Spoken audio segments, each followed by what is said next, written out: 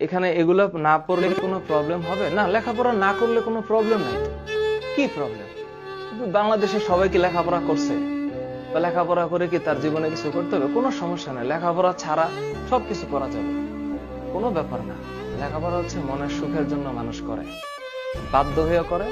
আবার ইনস্টিটিউশনে যাইতে হয় মানুষ বাধ্য হয়ে, কারণ স্কুলিংটা হচ্ছে স্কুলিং। মানুষকে স্কুলে যাইতে কেন বাধ্য করা হয়? সবাইকে যদি তার তার জীবনকে যেরকম ভাবে সেরকম ভাবে চলতে দিত, মানুষ তার নিজের জায়গাটা খুঁজে পাইতো না। এমনও তো হইতে পারে যে স্কুলে গিয়ে পড়ালেখা করার পরে কারো ভিতরে ফিজিক্সের প্রতি প্রেম তৈরি হয়েছে, তার ফিজিক্স ভালো লাগছে, সে ফিজিক্স নিয়ে কিছু করছে। এখন তোমরা আবার টাইনো না যে স্যার অনেক বিজ্ঞানী তো জীবনে স্কুলেও যায় নাই, কোনোদিন স্কুল পাস করে নাই। সেই উদাহরণ যে তুমি হবা তার গ্যারান্টি কে দিছে? পৃথিবীতে উদাহরণের কোনো শেষ নাই। কিন্তু schooling, college, university is a process, যেখানে গিয়ে মানুষ হয়তোবা তার পছন্দের একটা জায়গায় যাইতে পারে, তার পসিবিলিটি বেশি। কিন্তু স্কুলে না গিয়ে যে তুমি সাকসেসফুল হবা তার গ্যারান্টি কেউ দেয় নাই। সুতরাং লেখাপড়া না করলে চলবে, সমস্যা নাই। সবাই কি লেখাপড়া করবে?